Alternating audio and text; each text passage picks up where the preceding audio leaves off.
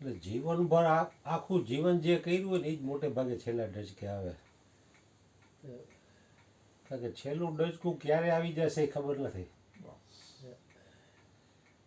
ये श्वास का कोई भरोसा नहीं है कब और कहाँ निकल જાય. એટલે જ મહાપુરુષોએ શ્વાસે શ્વાસે ભજન સમરણ કર્યું છે.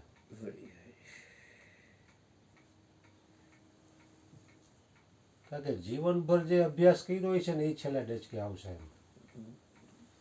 જેનો અભ્યાસ વિશેષ છે, પ્રબળતા જેની છે ને એ છેલ્લે આવશે. એટલે દરેક મહાપુરુષોએ શ્વાસે શ્વાસે સમરણ કર્યું છે. એકેય શ્વાસ ખાલી જવા નથી દીધો એમ.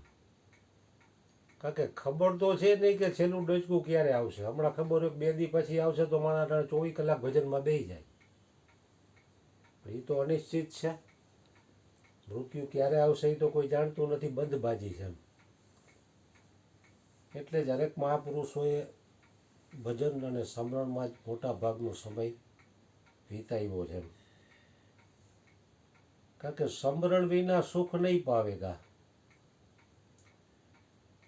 કારણ કે જગતની ભૌતિક સંપત્તિ ગમે એટલી પ્રાપ્ત કરી લ્યો તો એમાં એકંદરે જોવો તો ટેન્શન જ વધવાનું છે. એનાથી કોઈ સાચું સુખ પ્રાપ્ત થાય એવું નથી. અગાઉ કોઈને થયું નથી, અત્યારે કોઈને છે નહીં, ભવિષ્યમાં નહીં થાય. કારણ કે એમાં જો સુખ હોય તો અગાઉના મોટા મોટા ચક્રવર્તી સમ્રાટો રાજપાટનો સંપત્તિનો ત્યાગ કરી અને સંતોના ચરણે ગયા છે. તો એમાં સુખ હોય તો એ ન જાય ને. આ તો જીવને એવી ભ્રાંતિ થઈ છે કે આ વસ્તુ મને મળે તો હું સુખી થઈ જાઉં એમ. એ પરમાત્માની માયા છે કે જે વસ્તુ ન હોય એ એમ થાય કે હું આ પ્રાપ્ત કરી લઉં ને આટલું આમ સેટિંગ કરી લઉં ને પછી નિરાંતે હું ભજન કરીશ તો પછી કાંઈ થાય કે એવું નથી. કારણ કે કોઈ પણ વ્યક્તિ કોઈ પણ જ્ઞાતિમાં, કોઈ પણ દેશમાં કે કોઈ પણ અવસ્થામાં જે વ્યક્તિ જ્યાં હોય ને ત્યાંથી જ જો એ હાલતો નથી તો એ ક્યાંયથી નહીં હાલી શકે. કે આ રીતનું મારે બધું સેટિંગ થઈ જાય પછી હું ભજન કરું તો નહીં થાય. જે પરિસ્થિતિ છે એમાંથી જેટલું હલાય ને એટલું હાલવા માટે તો આગળ વધશે. કારણ કે પરિસ્થિતિ ભજન કરવાના રસ્તે પગલાં માંડે ને એટલે ઓટોમેટિક એનો રસ્તો ખુલ્લો થતો જાય. જેવી રીતે આ ઝાકળ હોય, ઘુમ્મસ હોય તો આપણને દેખાય નહીં 25 ફૂટ છેટે, પણ 10 ડગલા આગળ હાલો એટલે પાછું દેખાય. પણ આપણે ઊભા જ રહી જાય, ખરું કંઈ દેખાતું જ નથી તો ઊભા રહી જાય તો નહીં હાલી શકો તમે. હાલો એટલે આગળ રસ્તો નીકળતો જાય. અને એમાં અનુકૂળતા આવે કે પ્રતિકૂળતા આવે એ એના કલ્યાણ માટે જ મોકલશે પરમાત્મા. ઘણી વખત અનુકૂળ પરિસ્થિતિ મોકલીને એનું કલ્યાણ હોય, ઘણી વખત પ્રતિકૂળ પરિસ્થિતિમાં એનું કલ્યાણ થતું હોય. કારણ કે હરિગુરુ સંતો છે દીર્ઘદ્રષ્ટા, જેને ખબર છે કે આનું કલ્યાણ શેમાં છે. શરણે આવેલાને ખબર નથી પોતાનું કલ્યાણ શેમાં છે. એને ખબર નથી એટલે તો એ હરિગુરુ સંતોના ચરણે જાય છે. પણ એના વચનમાં જો વિશ્વાસ રાખી અને ડગલા પછી ભગવાન કહે ને ડગલા પછી ડગલું માંડે તો એને એક કોકની ગામ આવે એમ. એટલે હરેક મહાપુરુષોએ છેલ્લા શ્વાસ સુધી આના માટે મહેનત કરી છે. એટલે જે અભ્યાસ હશે એ છેલ્લા ડચકે આવશે એમ. કારણ કે આખું જીવન માયામાં અને મારા તારામાં મોહમાં જ ગુમાવ્યું હોય છે તો છેલ્લે એ જ થાય.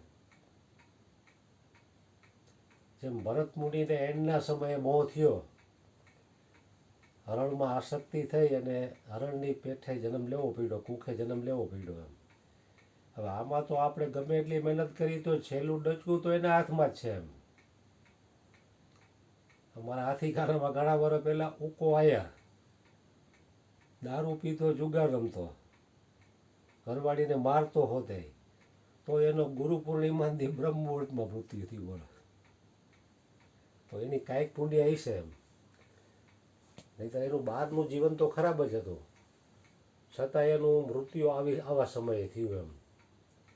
એટલે એના સમયે તો ભગવાન કહે ને કે માલિકની મરજી, આપણાથી જેટલી મહેનત અને પુરુષાર્થ ને ભજન થાય એટલું કરી લેવાનું, પછી તો માલિકની મરજી, એને જેમ રાખવો એમ રાખે એમ. એક રીતે વ્યક્તિ સ્વતંત્ર છે ને એક રીતે પાછો પરતંત્ર પણ છે. એની ઈચ્છા વિના ઝાડનું પાંદડું પણ હલતું નથી.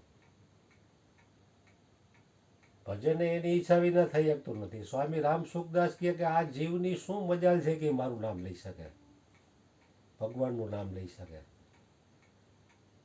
ભગવાન ખુદ એને યાદ કરે ત્યારે તમે એનું નામ લઈ શકો છો, નહીં તો એનું નામ પણ લઈ શકાય એવું નથી એમ.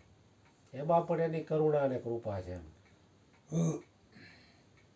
એટલે એની કરુણા અને કૃપા તો વર્ષથી જ રહે છે, પણ વ્યક્તિ જેટલો પુરુષાર્થ કરે, જેટલી એની લો લગન અને ખોજ, એટલું એ વ્યક્તિ પ્રાપ્ત કરી શકે એમ. જેમ લૌકિકમાં હરેક લોકો પોતપોતાની મહેનત પ્રમાણે પ્રાપ્ત કરે છે, જેની જેવી લો અને લગન, કારણ કે એના કરતાં આમાં ઓછી મહેનત છે છતાં આ નથી થઈ શકતું એમ.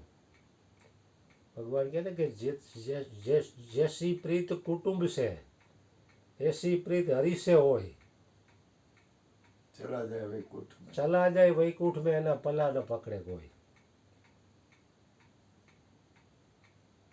એટલે સંસાર પ્રત્યે જેટલી પ્રીત છે એના કરતાં ઓછી પ્રીત હોય તો આમાં પરમાત્મા કલ્યાણ કરી દે એમ છે. પણ ઓનું શું છે, અનંત જન્મોથી આ જીવ સંસ્કારો લઈને આવ્યો એના તરફનું આકર્ષણ વિશેષ છે, એટલે એ બાજુ જ આકર્ષણના હિસાબે ખેંચાય છે જીવ. હા, તો એની કાંઈ અંદર જો એના હૃદયમાં પરમાત્મા પ્રાપ્તિ પ્રત્યે લગ્ની હોય, કાંઈ લો હોય, કાંઈ કમાઈ હોય, તો આ માર્ગે ડગલા માંડી શકે, તો એનું જીવન પણ ધન્ય બને અને એના શરણે આવેલાઓનું પણ જીવન ધન્ય બને એમ. એટલે હરેક વ્યક્તિ આમાં ભગવાન કહે ને સ્વતંત્ર છે પોતાનું કલ્યાણ કરવા માટે. પરમાત્માએ જે કાંઈ શક્તિ આપી છે એનો સદુપયોગ તો હરેક વ્યક્તિએ કરવો જ પડશે એમ. જીવનો પુરુષાર્થ અને ગુરુની કૃપા બે ભેગું થાય ત્યારે કામ બને એમ.